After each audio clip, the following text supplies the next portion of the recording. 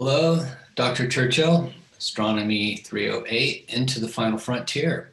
And today we are on lecture 1.2a. I believe it's called Great Interruptions. And this is the first half of 1.2a, as we also will be talking about the Viking era for this particular submodule. So today I'm going to go back to antiquity and talk about the period of time around 500 BCE forward a bit through the Dark Ages. Now, we're going to be describing basically European history, and the reason is because the sea race and the expansion of Western culture came out of Western Europe, and so we want to talk about the development of that area of the world. As we progress, talking about the sea race era and bringing it to the modern era, will of course talk about the Middle East and Asia and Africa and the Americas. So we will encompass the world. You have already seen the brief history of the world by every year, something you can watch over and over and over again because there's so much to see in that. But basically, that is the story of our going into the final frontier continually for several thousands of years. And we are still on that arc, except that we've filled the planet now. And the question is, what are we going to do with the solar system over the next 500 years or so? But today I'd like to go back to showing you that in fact, we were making some pretty darn good progress back in antiquity through the Hellenistic period in particular, and also the Middle East. They were in quite close contact because civilization came out of that Fertile Crescent, which included Iraq and the Middle East areas today, Syria and what is today Israel and Turkey. And so that whole thing of that civilization growing, we're going to find out that it got stopped in its tracks and at least in the Western world, got put on hold for about 1,000 years with a lot of what I'll go ahead and say is magical thinking, even though it's based on religion. I hope that there's nobody in the class that will take offense to the fact that the religious powers of the day were political. They took political power and control, and they had the benefit of sustaining our Roman culture, the Roman culture from the Roman Empire through that period of time. They were the keepers of that culture at some level and kept that continuity. But at the same time, they took control for themselves and put that onto the world. Okay. We'll also talk about how the Roman Empire, when it broke up, is split into two: Western civilization, which was the Roman Catholic Western Europe, and then the Eastern Byzantine Empire, which was in Turkey and in Greece, which really maintained a lot of the Greek and a lot of the Roman ideas. So let's get started today. I'm going to go ahead and share my screen, and we're going to basically set the stage. Okay, so hopefully you can see my slide deck here.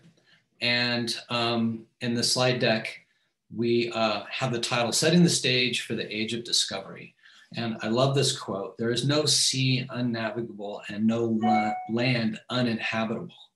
Okay, now the situation with that is that I want you to think of space that way as well, because one of the things that happened in this period of time was that the oceans were seen as just a vast expanse that was infinite and led to nowhere. I mean, nobody could imagine what it did. And by the time we get done with this part of the module, module one, or I should say part one of the class, we are going to find out that that transformed in the human mind. And so that's a major theme of the class. Transformation of the human mind and social consciousness is required for humanity to understand there is a place to go. And the thing that's beautiful about us is that we tend to want to go there.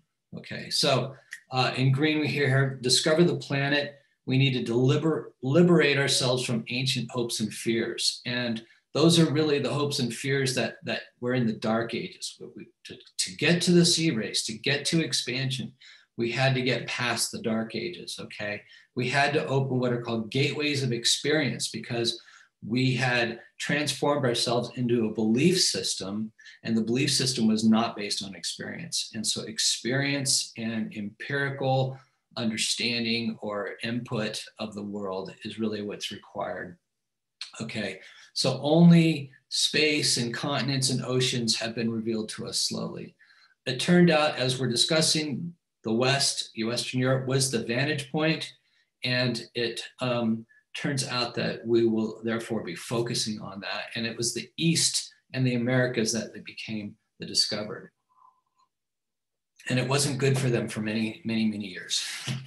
Okay, the first reaches of the West to another half of the planet really came first through land travelers. And we will eventually talk about Marco Polo and Ibn Battuta and how they were travelers that walked most of the planet at the time, the continents of Asia and Europe and Africa.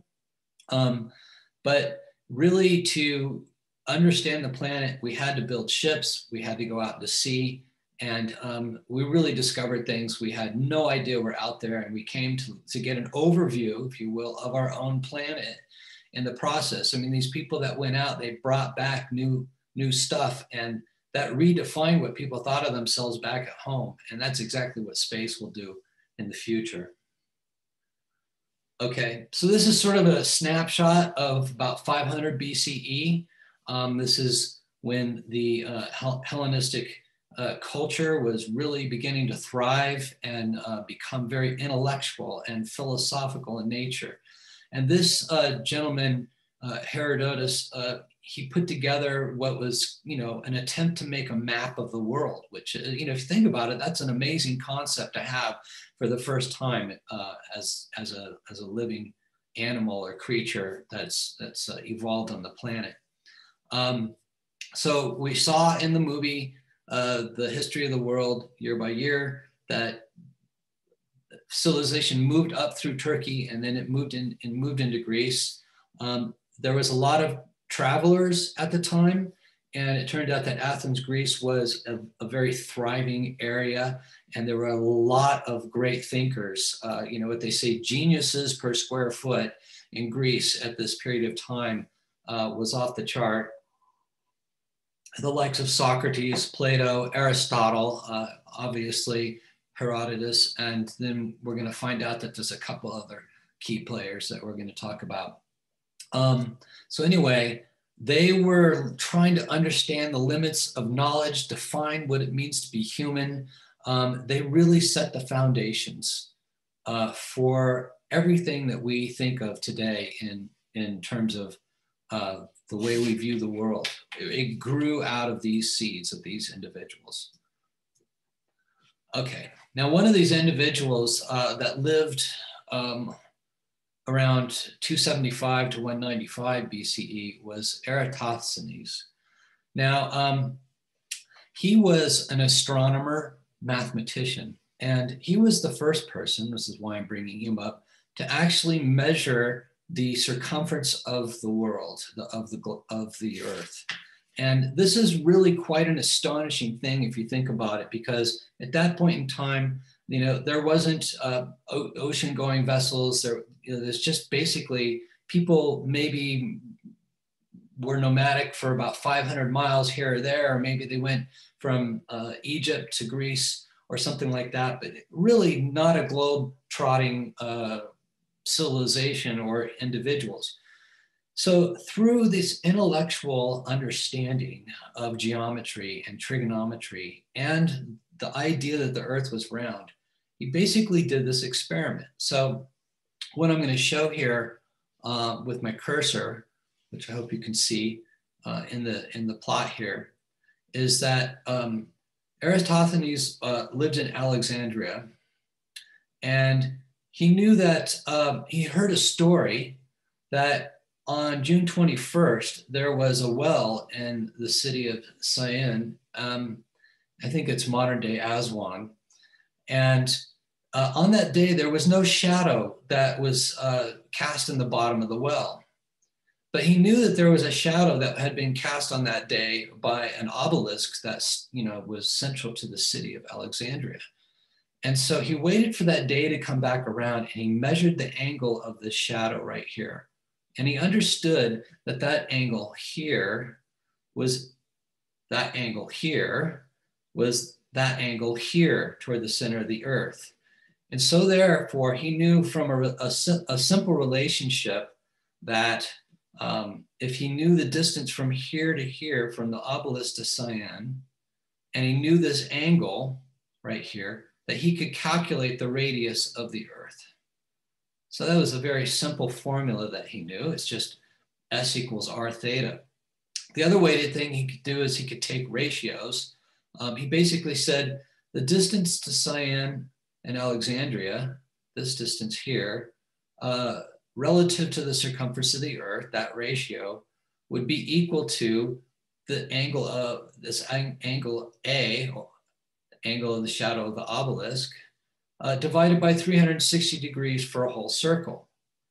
And so he basically was able to try to measure this. He actually got it from word of mouth from people who were traveling.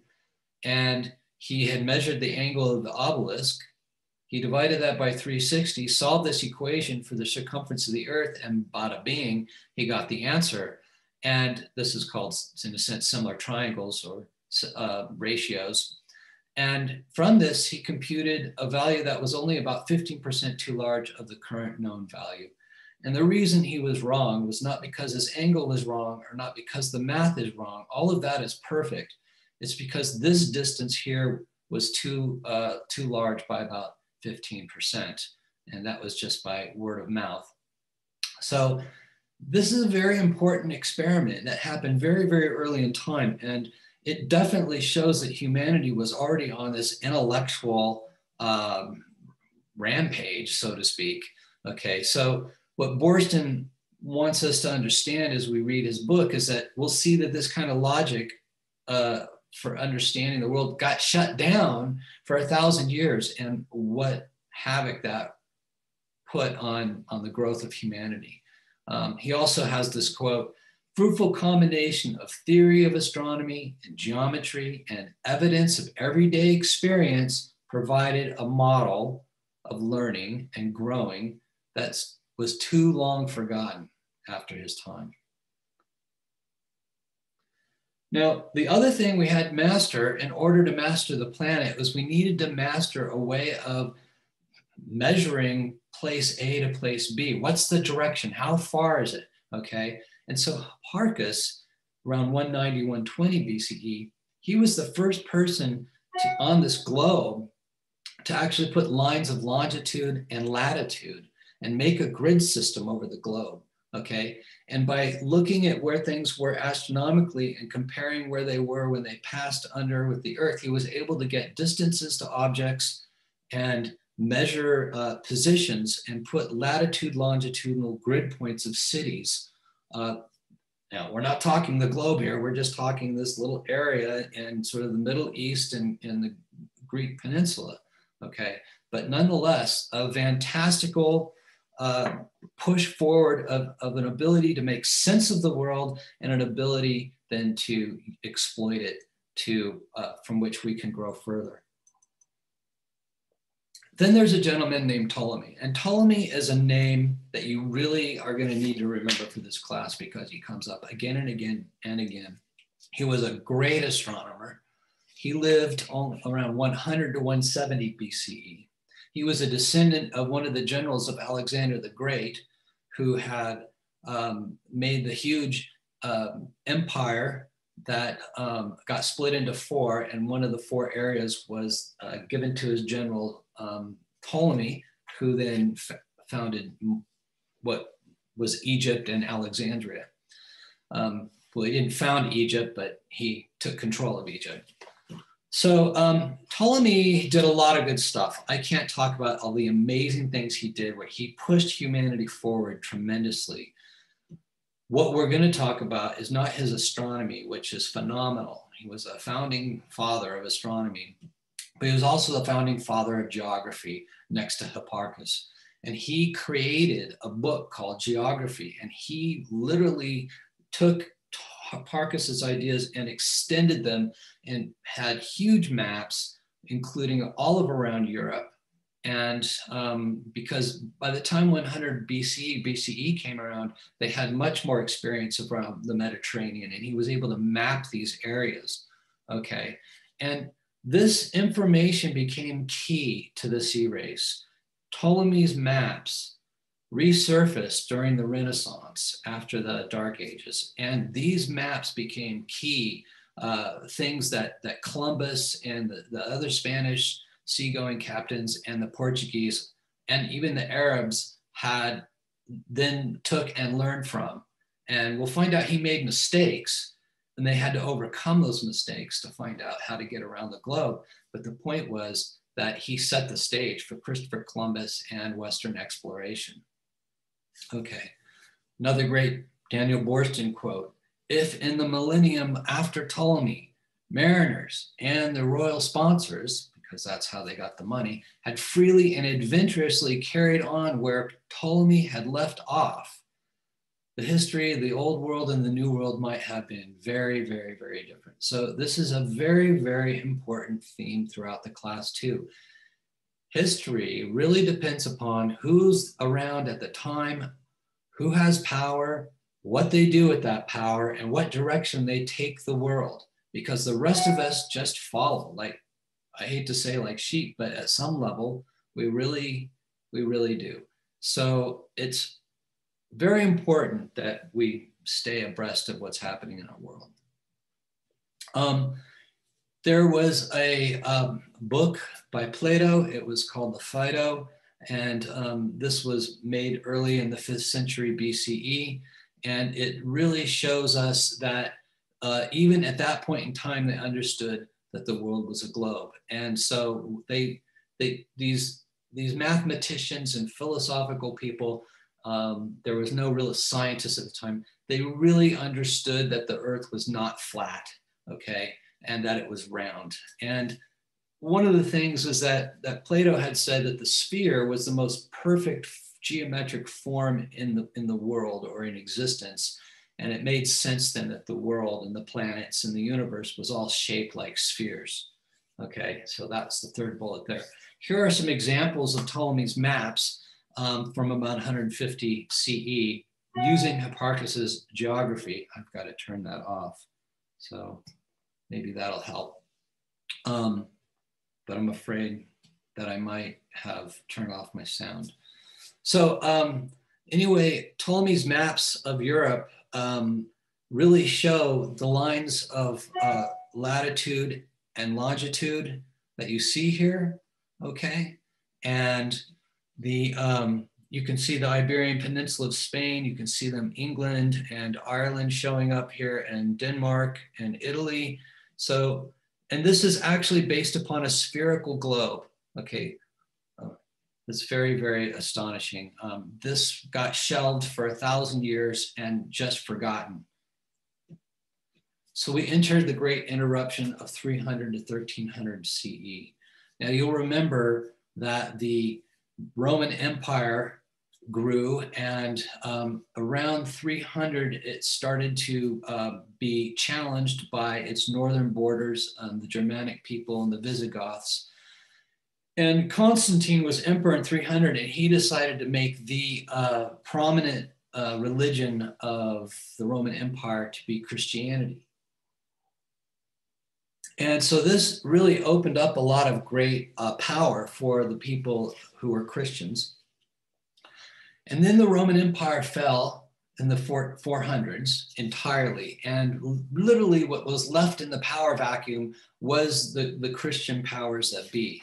Okay, they did not carry on the way of the Greeks. Okay, they completely turned toward the idea of Christianity and a spiritual world and life based upon living for the spiritual world. Okay, so what happened was they started making things up that weren't real, what we would call grand barriers against the progress of knowledge about our own planet. Okay, so they shut it down. And not only did they shut it down in sense of ideas, but they made it a capital punishment, okay, by death if you were to say things against the way that they claimed them to be. So Christian geographies, they embroidered neat and theological pictures of things that they thought were already known, I say, or supposed to be known, because they were written in the Bible. So if they were written in the Bible, they were known. Anything else was not information to be gathered or gained. And so they weaved stories, they weaved geography around all the stories in the Bible. And then during the medieval times, there were seven liberal arts. And my point here is that geography was not one of them. It became the red-headed stepchild of the liberal arts, if you will, okay? So it was neither in the mathematical disciplines of math, music, geometry, and astronomy, thanks God astronomy made it through, or within the logical and linguistic disciplines of grammar, dialect, and rhetoric. So for 1,000 years, there was no word really that people had for the word geography all the way until about 1550 CE, okay? And Borstenois has these beautiful quotes. Lacking the dignity of a proper discipline, geography was an orphan in the world of learning. The subject became a rag bag filled of odds and ends of knowledge and pseudo-knowledge and biblical dogma, travelers' tales, philosophers' speculations, and mythical imaginings. This is really what the world was to people. I mean, they thought there were sea monsters. They thought there was a ring of fire. You know, if you went out into the ocean too far, you'd fall off the earth. I mean, it was just crazy.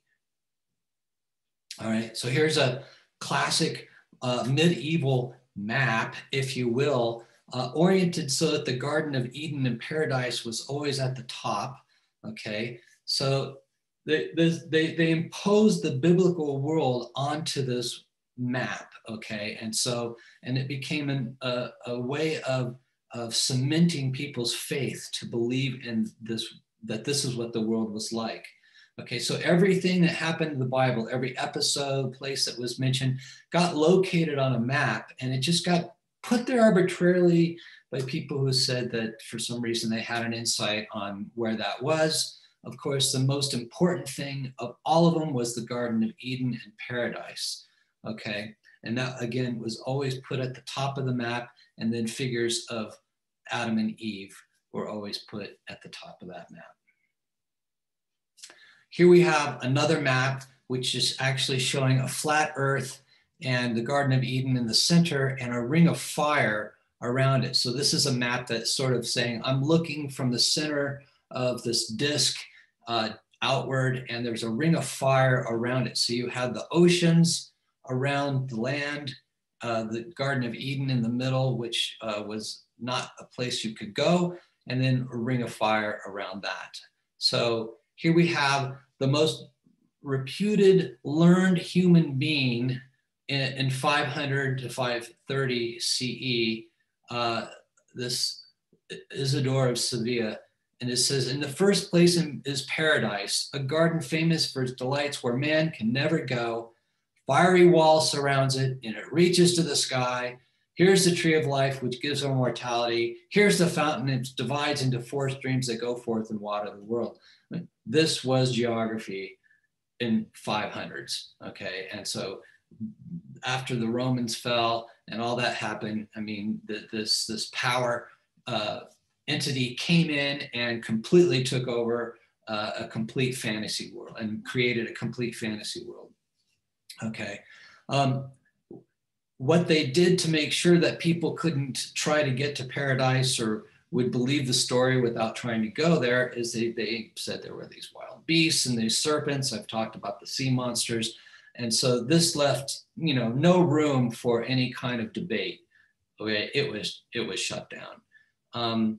So anyway, the whole earth was basically designed around this picture of scripture, and it was necessary to ignore the real shape of the world and ignore any fly in the ointment, as we say in science. You know, you have a theory or a hypothesis, and 99% of it's right, but something seems fishy, something's a little wrong.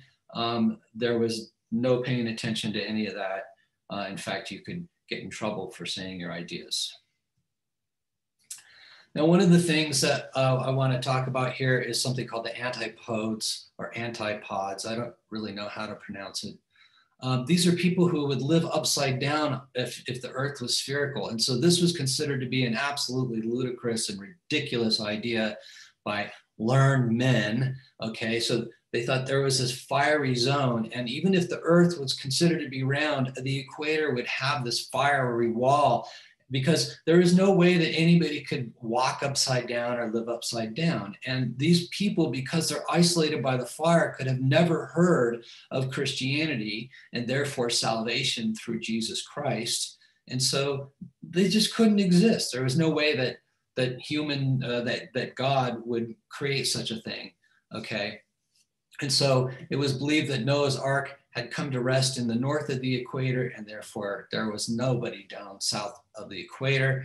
It was heretical to consider this idea. You literally could be burned at the stake for your thoughts.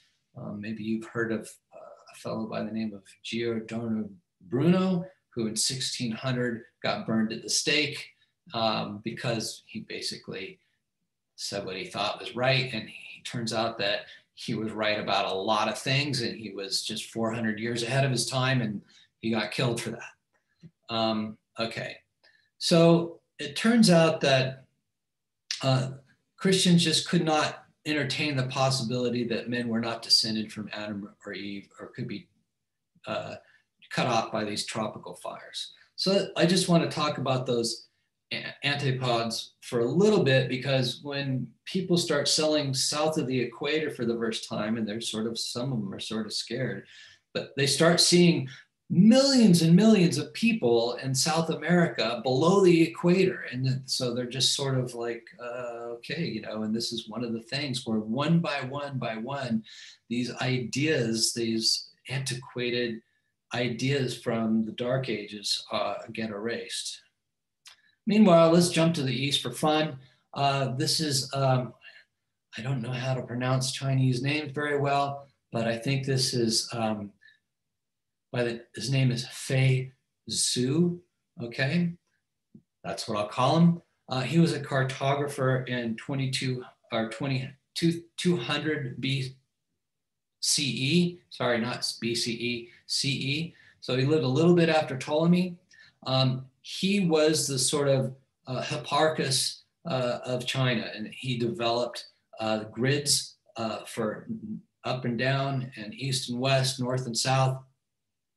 Now the thing is, they called them Qing and Wei instead of latitude and longitude, and it turns out that Qing and Wei are related to the weaves in silk, okay, the Qing and the Wei. And so he called his lines for measuring distances, Qing and Wei. And the thing about the Chinese, though, is that they made maps based upon a flat Earth. Okay, and so he doesn't account for the fact that there is some arc in the that your latitude can actually converge and diverge and converge as they pass north and south of the equator. So there was none of that in his maps. He had completely a flat grid map. Now, the interesting thing is there was a lot of communication between the Arabic world and China. In fact, a lot of China in the southwestern part of China, it was very, very Muslim area. And that's because a lot of Middle Easterns had come across into China and spread throughout that area from the Muslim world.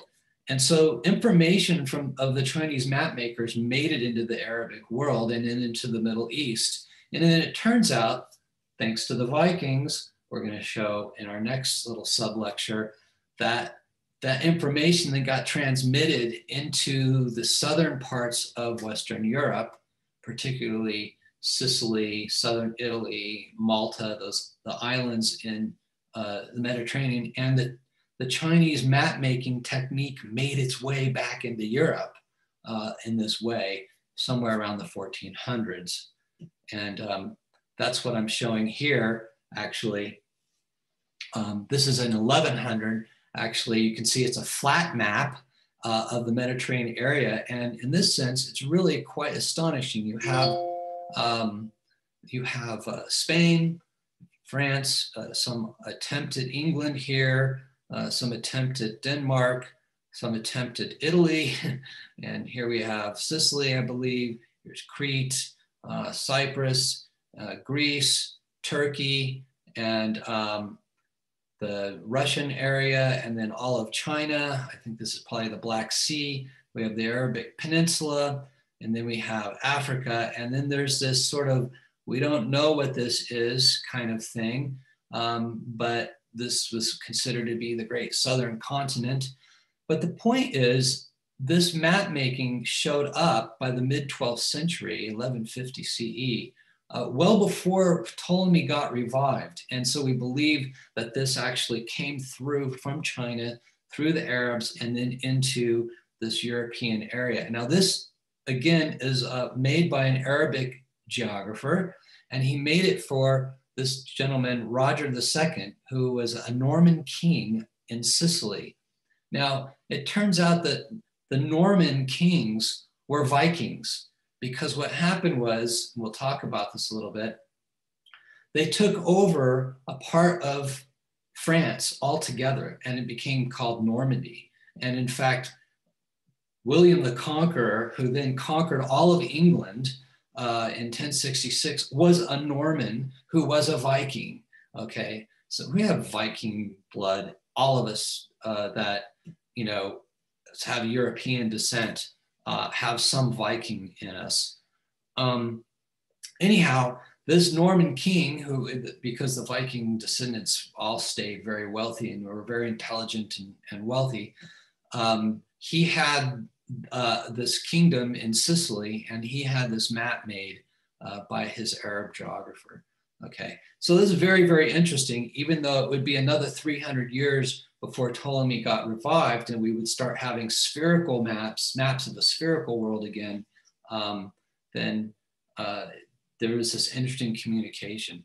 Now, why am I making a big deal out of all this? I'm making a big deal out of all of this because these steps were basically humans who didn't have understanding and knowledge, trying to make sense of their world by looking around them and thinking about things, observing things, asking questions, putting together their thoughts on what it might be, and then trying to develop that understanding and test it, okay? And this is the process of science, okay? And what I'm saying is during the Dark Ages, from 300 to about 1300 CE, okay, we gave that up. We threw it away in Europe, okay? So we went to the moon in 1969. Maybe we could have gone to the moon in 1069, okay, if we hadn't thrown away all that time, okay? Maybe if we kept doing science, we would be living out, you would have been born on Neptune. Who knows, okay? We don't know. We could have developed the atomic bomb back in the year 1100, and who knows, maybe we wouldn't even be here today. We just don't know. The point is, history is the result of these people doing these things. And what we have happening in our future is a continuation of that same story. Let's not blow it, okay?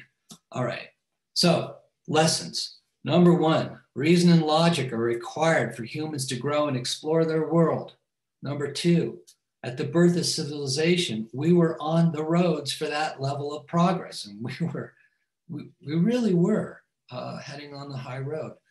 Number three, we experienced a period of about 1,000 years in Western civilization in which we lived in a fantasy world, okay? And this controlled the average person. And when you control people's minds and don't let them have an open mind to possibilities, that door is shut and you stagnate. Okay. So a large portion of humanity, if they cannot discern fantasy and conspiracy theories from reason and logic, then what happens is they become controlled by an elite class. And that's exactly what happened in the Dark Ages. And I hate to say it, but we have conspiracy theories that are just growing like wild weeds right now, starting in 2020. And we are entering a very dangerous phase of the human condition and the human equation. Please don't get sucked up into that. Be a part of the thinkers, be a part of the doers, and do your part to not allow these people who promote these whacked theories and don't pay attention to science, but actually try to ridicule it and diminish it. Let them take control of our society and therefore control of the course of humanity. Okay, now the backside of that is only through the intervention of schemes to make order out of the world will we flourish. We must fight for that. We must never let it die again. We must mentally envision something to conceive it as part of reality before we can physically engage in it. Now that's part of what happened for the 1,000 years from 300 to 1300. Nobody could envision anything, so they couldn't see it. So how could they go out and engage in it? Not to mention that you would have your burned at the stake and your life taken from you if you tried. But the fact of the matter is, there's two things that have to happen to go into the final frontier or into any frontier. You have to have the mind open to the possibility you can do it. Before that happens, it doesn't exist.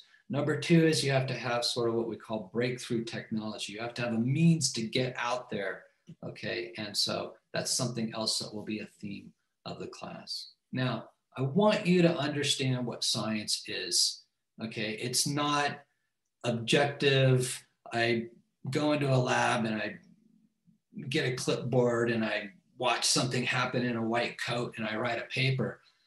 It is a creative process, just like I've told you about these ancient Greeks, that what they did, okay? They observed the world and put together these ideas.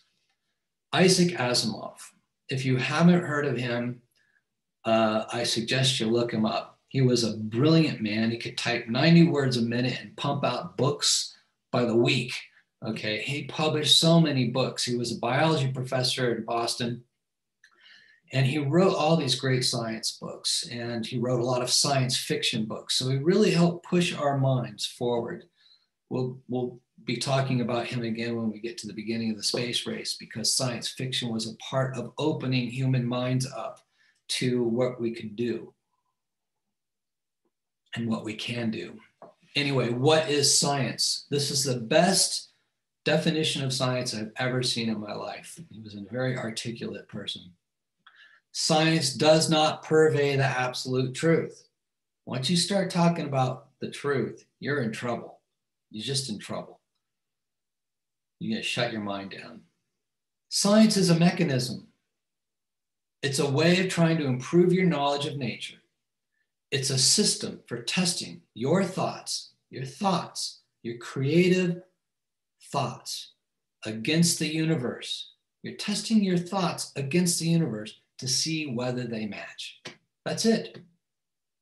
I think I see something. I have a thought about it. I'm going to make a test to see if my thought matches what the universe does. If it does, great. I'll refine my ideas to something up to the next level and I'll build on it. Okay, that's how we built things like the wheel, carts, technology. Okay, if they don't match, I'll throw that crap idea out and I'll move to another idea. Okay, conspiracy theories, crap ideas, when you test them against the world, they fail. So whenever you have an idea, test it against the world. And if it fails, move on from it.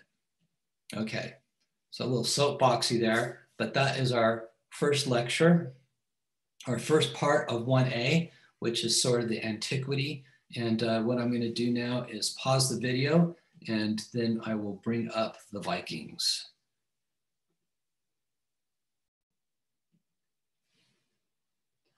Hello, now we're going to jump to the 800s and talk about a period from about 800 to 1100, which is known as the period of the Vikings. And the thing about the Vikings was that they were infiltrating Western Europe, even Eastern Europe, and the beginnings of Russia during the period which we just called the Great Interruption, or the Dark Ages of Western Europe. So I'd like to go ahead and talk about this group of people that really went out and explored the planet. But I'd like to remind you that what their motives were, and their motives were basically to get rich. I mean, they were broken up into small groups where we had these sea kings, and the sea kings would put together these fleets, and they would go out and basically find places where they could take what they wanted to get rich and bring it home. And eventually they began to settle and began to do a lot of trading. So this is a tremendous story of going forth and then an integration between very different peoples to make the world the way it was today. So I'm going to go ahead and share my screen. As soon as this thing will come up. Okay. So you should see now my Vikings slide notes, page 1 here. So this is, what I'm going to talk about is sort of the lesser known story of the Dark Ages. And this is the infiltration of the Scandinavians, the people from Denmark and Norway. Mostly Norway went to the east into what is modern day Russia and the Eastern Europe area. The Danes went a lot to England, and the Norwegians also came down into Europe and England. What started out in the 800s as what I would call heathen marauders heading out and spilling blood and things like that. And you can see I've made my cursor bigger. You can see the blood washing here and the dead person here who's been axed. This is a picture of the Vikings that we've kept through for a long time, but in fact, though they may have started this way, they did not end this way. And it's a fantastic transformation that has their infiltration into Western society has really been a powerful force, and one that grew Western society into what it is today. So in the end, Western civilization, trade, government and commerce, exchange of ideas, this all got infiltrated through this story of the Vikings. Okay. So this is a picture of, I think, Ragnar from the Viking episodes that they have on Netflix or whatever. That's pretty cool. He's based upon a real person, but I want to try to talk to you more about the general picture. So they are modern day Danes, Norwegian, and Swedes. They did these seafaring excursions from about 800 to about 1100. They started by raiding and pillaging. By the 900s or the 10th century, they had established permanent settlements in France and England. And they were simply just, people were so afraid of them that when they set up camp and they set up areas and territories, instead of the Vikings raiding the cities and pillaging them and doing these things, the people just came and gave them their money. They called this dangold, and the idea was that we can cohabitate in peace if you just give us your money. And people were glad to do that, because otherwise you just didn't beat the Vikings. They were trained up, they knew what they were doing, and they had this ship called the Nar that could go up into the rivers and move troops 3 times faster than troops on land can move. So they were unstoppable. Technology, technology, technology, breakthrough technology. By about the 1000s, they'd actually settled all the way into the Americas in modern day Iceland, Vinland, and Greenland. And Vinland was actually in the Americas. As I mentioned previously, the Normans, which were a part of the Vikings who had settled in France and been given the peninsula of France, which is modern day Brittany, to rule, William the Conqueror sailed across the English Channel and conquered all of England in 1066. And he literally is responsible for the building of all the great castles across England. So the Vikings really had a huge impact in the Western world. By 1100, they'd infiltrated all of Poland. They'd gone through Turkey. They'd spread across the Mediterranean and into modern day Russia. Okay, so what happened to them? Okay, they morphed into a ruling class of people. Okay, they were involved in the Crusades. They were great leaders in the Crusades. They set up an area in England, which they called Danelaw. And this area started having ideas that morphed into British common law. And as you know, British common law, the British Empire had colonies all over the world where they made British common law the law of the land. The United States then was built off of British common law. So this was a very powerful thing that they had done for the world. Okay, this is modern day Norway, modern day Sweden, and modern day Finland, Soviet Union, and this is modern day Denmark right here. Now, the Vikings really came from Denmark and Norway, that they sailed this direction to England and around Northern Europe. Here's Britain right here. I should say they sailed down here. And the Swedes actually moved off into the Soviet Union area and became basically modern day Russians. So Vladimir Putin is a descendant probably of a Swede, Nordsman of some sort. Okay, now Norway, Denmark, and Sweden, these are northern Germanic peoples. Back in the 800s, they were not united kingdoms. They were basically a lot of small little warlords, if you will, or sea kings. And this is what it was back home. This did not get unified until about also the 1060s. This land was under great, this land here was under great pressure for the population pressure. I mean, people were really having a lot of fierce competition with each other. They were raiding each other. There just was too much tension. And so people realized that they needed to go on to new lands. And they had heard through travels of undefended monasteries. And it wasn't about them wanting to go and raid churches, but they found out that churches have a lot of money, a lot of gold and silver, and they are undefended. So pick up the low-hanging fruit first, and you go and you hit these rich monasteries, okay? Part of their belief was that you needed to engage in conquering and show bravery and obtain glory in battle in order to rise to greater halls in heaven. So their heaven was made of these great halls. The top hall was the hall that they all wanted to be a part of. And so this was part of their preparing for the great afterlife, okay? So they set out for the lands of Europe and England because it had everything for the taking and was going to promote their going to heaven to the highest levels. What's not to lose, right? It's all good ideas. You can see some of the routes that they began to take in the early days here.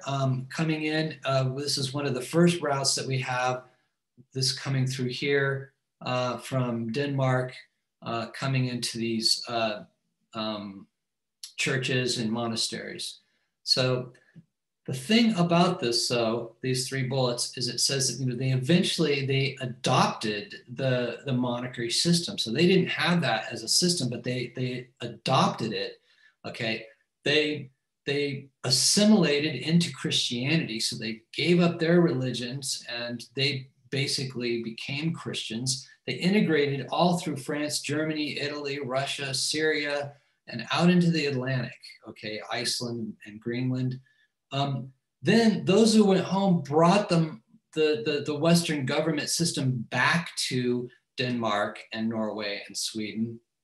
And they set up monarchies of their own. They were able to unify into countries and they became Christians. And so modern day Norway and Sweden and Denmark are now fully embraced in the Western ways. So this is a situation where when you go someplace, you also bring that information back.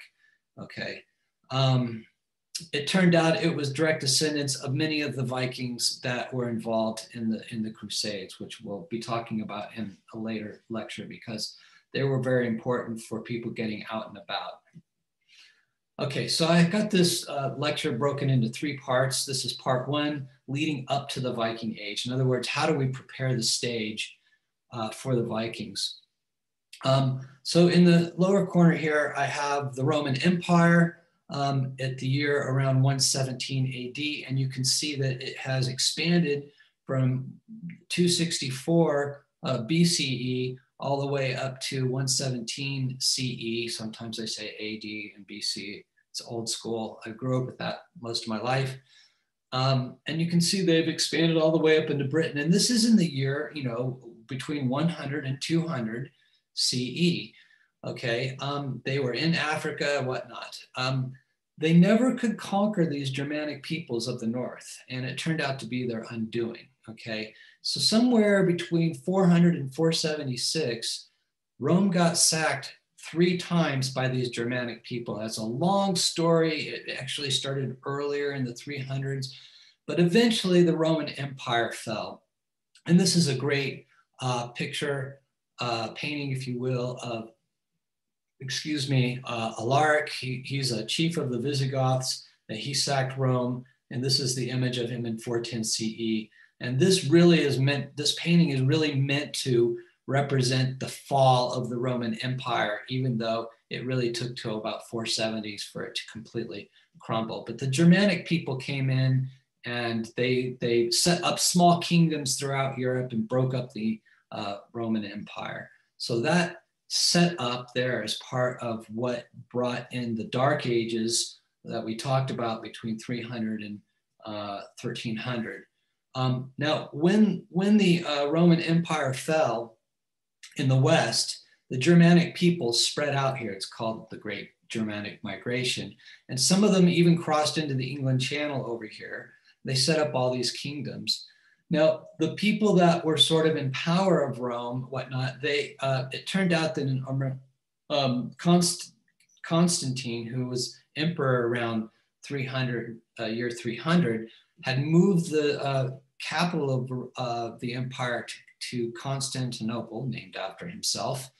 And so this area here was the leftover part of the Roman Empire, and it was then to be known as the Byzantine Empire. And this is where Western culture was preserved to a great deal, like the works of Ptolemy that we talked about, his book Geography, the known information from the Greeks of antiquity was all stored in this area. And they really continued to adopt the Hellenistic view or culture of the world, which Hellenistic means the Greek view of the world. But in the power vacuum that was created, you can see that the Arabic nations then were able to spread out through and even make their way up into Spain, the Iberian Peninsula. And this was a grand expansion in this power vacuum that happened, and is one of the reasons why we have the Muslim countries spread out in this area so widely now. In fact, they even spread out into China, and at one point, 50% of the Chinese were actually Muslims.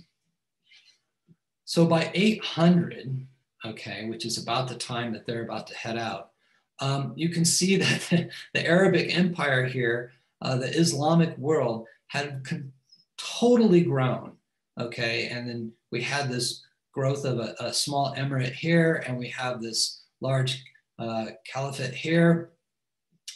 And the Byzantine Empire is hanging on here. Now, this area here was what we would call the Slavic tribes. Here's a blow up of this part of the map, and you can see coming down into this area, this is the Slavic tribes. These are basically the Eastern European nations of today, and they got the name Slavic tribes because this entire empire here required slaves to keep it running. And where did they get them? They got them from up here. And so the Slavs, if you will, were the slaves of the early empires of Islam. Here's again Byzantine, and you can see it's trying to make a small stronghold here again. Here's the Balkans and Sicily in the lower part of the Italian boot. But it turned out that around 800, finally, Western Europe got unified into something called the Carolingian Empire, okay? And this happened by about 800 AD. And then you can see that the Germans that had moved into England became known as the Anglo-Saxons, and they had set up their kingdom. And then you have the Scots, the Irish, and the Welsh. And these were three different sort of groups of people that were at odds with them at the island. And then here's the Scandinavian area, which is going to become the Viking explorers come very shortly. Okay, the Carolingian Empire was run by the Holy Roman Church. The actual top person was the Pope, okay? Even though there was an emperor, the emperor deferred to the Pope. So the Roman Catholic Church here was actually the most powerful entity in Western Europe. Here is the emperor. His name was Charlemagne. He looks like an old guy with a beard now, but let me tell you what, I mean, he went through a lot of battles to unify this Carolingian Empire. He was very charismatic. These people in history that we've forgotten now, I mean, they were very special people. You know, like we think of Elon Musk today as a very special person. He was this type of person of his day. He died in 1814, and his death was actually the key thing which allowed Europe to split into a few nations. And we have modern day France, modern day Germany, and Switzerland, and Brussels, and these places because of this. Now, there was no idea of how to have a king's succession to an heir. So that was the first time it had ever happened in Western Europe. So he gave a third of his kingdom to each of his three sons rather than bequeathing it to his eldest offspring, which is what the modern version of inheritance of a kingdom is. Okay, so in France, this became France. This area, this was, I'm calling them in quotes because that's not what they were called in those days, but this is the sort of the Western Frankish kingdom. This was Charles the Bald. And then in Switzerland area, it was his son Lothar. That was called the Central Kingdom. And then the Eastern Frankish kingdom was run by Louis the German. Now, these three people were the people that ran the show here for a while until the Vikings came. Charles the Bald, he got his crown handed to him quite a few times by the Vikings. Now, one of the persons that I want to talk about is Alfred the Great. He was the first great king of England. And he actually, if you go back and look at the lineage of kings and queens through all out of England, it starts with him. He was the first one. And as the Vikings came through and set up their Danelaw in England and took over England, they never were able to conquer Wessex down here. And so these broken up kingdoms that were easily conquered by the Vikings. Now, it took the Romans 150 years to conquer England. The Vikings did it in 15, okay? I mean, they really had it down. But they could not conquer the South with Alfred the Great. And Alfred the Great was one of these individuals who he really was a wise person. He really understood that knowledge was the very keystone of understanding and therefore victory. So he has a couple great quotes here. The saddest thing about any man is that he be ignorant, and the most exciting thing is that he knows. He really studied books a great deal, and he had a lot of mercy and humility. Wisdom, humility, caution, moderation, justice, mercy, benevolence, chastity, and temperance. With these anchors, you should fix the cables so that it will hold the ship of your mind. He was a very, very high emotional quotient, high intelligent quotient type of person. And that kind of person can lead people. And he was able to get people to unify, that they weren't soldiers, into armies that were then able to actually stop the Vikings from taking over that area. And from then on, the British were able to slowly take back England well after his death. Part two, here comes the Vikings. The heathen marauders have set sail, okay? Well, this is kind of a silly couple cartoons here of Vikings, but these are probably very realistic versions of what the Vikings were like, rather than the horns and whatnot like that. Their shields were round. They were great at axes. They could throw an axe, 30 feet and basically chop you right in half down your back. They were very good with spears, and they were very good with swords. And these people were trained up from childhood. I mean, this was central to their culture. They were disciplined, they were hardened, they had grown up in a cold climate.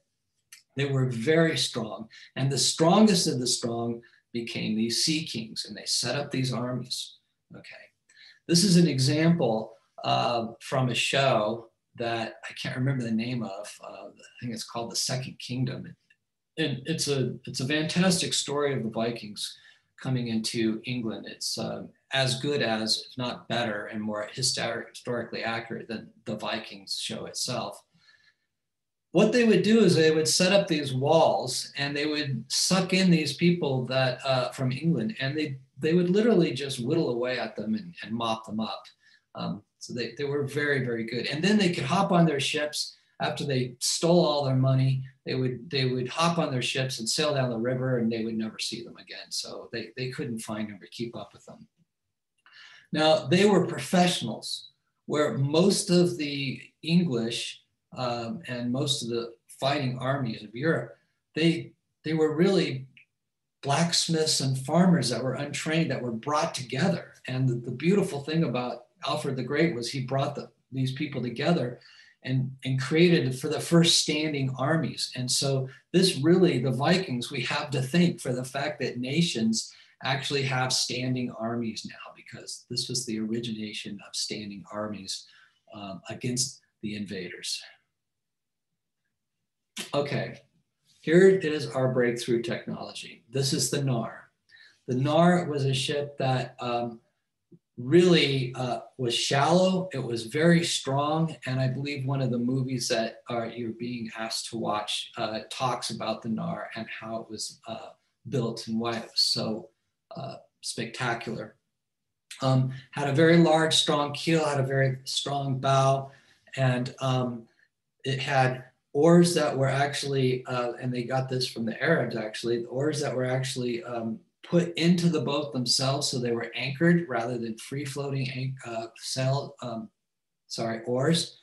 And then the idea that they put up this sail so they could go out and go into the oceans and navigate the oceans. So it could navigate up and down rivers very easily because it was shallow and very manageable, and they could row it very quickly and power this boat. It was very sleek, didn't go deep into the water.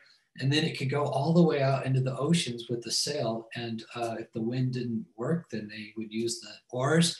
And they really understood how to stay at lines of constant latitude through looking at the altitude of the sun at noon every day. So this ship was key technology for changing the world, okay? Breakthrough technology, that's one of the things that's going to be a reoccurring theme in the class. Now, this is a very simplified picture of the major pathways through Europe and through Russia and the Slavic areas, if you will, that happened. And here are some of the main years. So you can see in the 800s, they started to spread out into Russia here, and they mostly came from this area in Sweden. They came down into the Slavic area. They became merchants and traders. They moved along trade routes. They came into Constantinople in the mid 800s and also in the 900s. They were sailing through the Mediterranean. also in the mid 800s, and they'd come and taken around England. This is the peninsula of Brittany, where the Normans, right here, I'm sorry, where the Normans had taken control and been given that whole swath of land to set up their own kingdom. And through this time, they obviously traded with the Byzantine Empire, as well as the leftovers of the Carolingian Empire, and they raided it. You don't see a lot of discussion of raiding the Byzantine Empire. In this area, they became more traders. It was a little more peaceful. Over here, they really sailed up rivers and ransacked cities and set up that dangled process. But in many locations, they became rulers and kings. And that's very, very interesting, because that means they set up their own little governments and power structures. Interesting, they did not break into the Islamic world. I don't know the reason why that is, but it's a very interesting question to me, is what would have happened if the Vikings had also decided they were going to raid the Islamic world, you know, Alexandria, Damascus, okay, and head into Africa, Morocco, and do these and mix with that culture. But apparently they really decided not to step into that. I'm sure they were fully aware of the Muslim kingdoms, but they stayed away from it. And of course, the question is, what if they had? Okay, so I like to call this the Viking moonshot, but this is the period around the late 900s and into the thousands, in which the Vikings actually crossed the sea. What would happen really is that if you committed a big crime, like Eric the Red, say you killed somebody, then you would be banished. And so he was banished to Iceland. And so he went to Iceland. Then he killed somebody in Iceland. Oh, so you're banished. So they banished him, and he went west, and he settled in Greenland. Okay. Well, he had a son named Leif Erikson. And it turns out that Eric Red and Leif Erikson, they went back to Norway to meet the king there, and then they would go back and forth. So it wasn't just a one-shot deal out there. Sometimes they were called back, and they were responsible actually for bringing, by the order of the king of Norway, they were ordered to bring Christianity to Iceland and Greenland and convert people. Okay. So anyway, this period is sort of like their moonshot. Now, our moonshots lasted from 1969, maybe technically December of 1968 through December of 1972. It's a crowning achievement of our culture, one of our crowning achievements, if you will. And on the moon, they could stay for about 3 days. We want to get to the point where people can stay there permanently. But the thing about this interesting thing is that these became permanent settlements. And in fact, Iceland today is literally basically pure descendants of the Vikings. And in fact, they say that Icelanders today can read some of the ancient writings from the days of the Vikings of the thousands and the founders of Iceland and Greenland. You'll notice that there's this little sailing mark over here out to Newfoundland. And so these pink areas are definite settlement areas of the Vikings. And you can see the little Normandy area here that is talking about where William the Conqueror came across for the Battle of Hastings in 1066.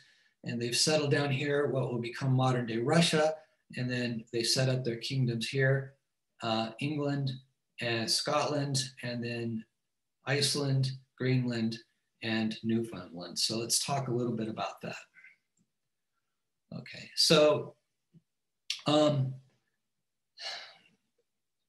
what they did here was they did many jaunts over to Iceland and explored it. Then they had heard about these lands, how I don't know, maybe they sensed them somehow, but they sailed west and they settled into Greenland. And then we get this thing that I'm calling Bjarne's oops, okay? So Bjarne was one of the Vikings that was making the migration from Iceland to Greenland, and he missed Greenland, okay, and he sailed along here, and he went too far south, and he found all this land, but he did not land on it. He basically sailed past it, and then he came back into the settlement of Greenland. So this is Bjarne's Oops, and I would say that the spacecraft payload contains Bjarne's Oops. It's a very important moment in history, okay? Now, as we move along here, later on, we'll see that there's some sailing tracks here, and this is due to Leif Erikson, who purchased Bjarne's boat and then sailed over to Finland. And the reason he bought Bjarne's boat is because the boats were believed to have some kind of spirit and some kind of recall, if you will, memory of where they'd been and where they went. And it was felt that this boat would be the right boat to lead Leif Erikson back to the New World. This happened in 986. Bjarne's Oops happened in 986. Okay, Christopher Columbus sailed in 1492. So we're talking about a whole half of a millennium, 500 years before the sea race happened, is when the Vikings had made their way to the Americas. Okay, they really had settled Iceland quite a bit. Okay, and then and they'd also settled in the southern part of Greenland and on this northern western settlement of Greenland. And we have artifacts from their homes that they built, their great halls, and some rocks that mark some of their writings and indications of landmarks of where they've been. And then here are some bones that are showing that there were grave sites. So there was definite archaeological evidence that all of this has happened. The archaeological evidence is improving daily as we speak. We're learning much, much more about this era and time.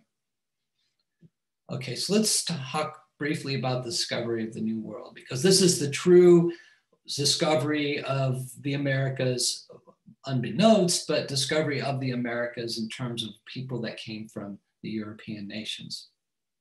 Okay, this is the area shown in this part of the map on the right. Here's Bjarne's Oops, and then here's Eric Leifson's. I'm a Rush fan. I don't know why I said Eric Leifson. Leif Erikson's, that's too funny. Leif Erikson's sailing and then settlements. And these here in this area are all the areas that are believed to have had short settlements. And then here are the different excursions. So it wasn't just Leif Erikson went there, put up a flag and said, I declare this for the Vikings, and went home. But there were actual settlements where people lived here for summers and winters, and there were multiple excursions led by Leif Erikson. There was Thorvald, Thorstein, Gudrid, Karlsson, and Fredjus, who we'll talk about in a minute. Okay, so it was 1001 that Leif had bought Bjarne's ship. It had been known for 15 years up to that point, and nobody went. And this is another theme that happens throughout history, okay? In 1488, Bartholomew Diaz, we talked about this briefly in one of the previous lectures, discovered the route around Africa. But it wasn't until 10 years later in 1998 that Vasco da Gama actually sailed around Africa and went to India. Meanwhile, in 1492, Columbus, sailing for a different country, had gone west. But it took the Portuguese 10 years before they went back and tried that again, even though they knew it was hanging out there and something they could do. Same thing with the Vikings. I mean, they waited 15 years before they went and explored this. And probably what this had to do with this is the fact that Leif Erikson, the son of Eric the Red, had become of age, and that he wanted to now develop his own kingdom and become his own sea king. And so he decided to set out to new lands to make them his own. And so that might have been one of the reasons why it took 15 years, and the fact that that Eric the Red would not allow anybody else to go off and do this, see? So you never know what caused it. But anyway, the same thing happened with the moon in this era. we went for from 1608 to 72, and then nothing. We haven't gone to the moon for 50 plus years now. Okay. So anyway, he wintered there, and then he came home. And then it turned out that Thorvald came with a crew of 30. They found the encampment. They settled down into these brown encampments here. Leafs were the red encampments, but they settled down in some of the encampments. But they found out that the local people, which they called Skraelings, were pretty hostile, and they had a really hard time with them. These are the Vikings, the conquerors, the heathen marauders. They had their swords handed to them and told to get off the continent by the Skraelings. So the Skraelings must have been pretty tough. That's all I have to say. The largest first attempt involved 250 men and women and families that they wanted to build, mostly Leif's in-laws. This was Thorfinn, 250 men on 3 ships, and they actually set up trade with the Skraelings, but eventually, again, they were driven out. It was Freydis, who was Leif's sister, and also was known to be a little bit crazy. Now, in Daniel Borston's book, they talk greatly about Freydis and how nuts she was. And there's this part where the Skraelings are coming up the beach, and the Vikings are all running, and she comes out and she tears off her shirt and slaps her breasts with her sword and subdues all the Skraelings, and they survive that particular battle. But so there's some interesting stories in that book, which is one of the reasons reading it is so great, because you actually get to learn a lot more than I can tell you about from these surface lectures. Okay, so anyway, she came back a later date. She found Leif's house occupied. She had everybody in the party killed because she wanted to take control. Now, next spring, when she returned to Greenland, her crimes were revealed, and then there was a curse put on her offspring. And so that's part of the story of Freydis. But the thing about this is that they abandoned the Americas. I guess the Skraelings were just too tough for them. They couldn't figure out how to work with them. They weren't welcome, how I understand the story. So by 1020, there were no more Viking settlements in the Americas. They abandoned it, and that's the end of it. And it took until 1492 for another European to discover this area of the world. Okay, part 3, the end of the Viking era. Now, you might ask the question or be asking, what happened to the Vikings? And nobody ever talks about what happened to the Vikings. Well, I already told you, they assimilated, okay? They became Christians, they became kings, they became merchants, mostly merchants, okay? They were involved in trading. They became part of the world. They no longer need to conquer it because they learned how to work within it. Now they had spread out. Remember, they were motivated to spread out because they had so much tension, because there was just so little resources and so much competition up in Scandinavia and in Denmark. And if you think about it, our world is getting like that today, which is why some people want to get off the planet and look for the resources out in the solar system and build new lives. The difference is that's virgin land. There's nobody out there to integrate with or to conquer.